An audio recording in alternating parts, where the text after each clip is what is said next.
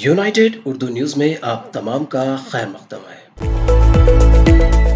तेलंगाना हुकूमत ने वक्फ बोर्ड के लिए 4 नामजद अरकान का तकर्रुर करते हुए सरकारी अहकाम जारी कर दिए हैं, जिनमें यास्मीन बाशाह IAS को हुकूमत के नुमाइंदे के तौर पर शामिल किया जाएगा, जबकि मलिक मुतसिम खां सुन्नी स्कॉलर, निसार हुसैन हैदर आका शिया स्कॉलर और मसीउल्लाह खां समाजी कारकुन जुमरे में नामजद किए गए। इस तरह वक्फ बोर्ड के चेयरमैन के इंतखाब के लिए बोर्ड का कोरम मुकम्मल तौर पर तैयार हो गया है, क्योंकि कबल से वक्फ बोर्ड के 6 अरकान का इलेक्शन के जरिए इंतखाब फरवरी के अवाखिर में मुकम्मल हो चुका है, जिनमें रुकन पार्लियामेंट हैदराबाद बैरिस्टर असदुद्दीन ओवैसी, रुकन कौंसिल फारूक हुसैन, रुकन असम्बली कौसर मोहिउद्दीन, मौलाना अकबर निजामुद्दीन, बंदगी पाशा और जाकिर हुसैन जावेद शामिल है। अब सिर्फ सदनशीन का इंतखाब बाकी है, जो 7 मई को होने वाला है।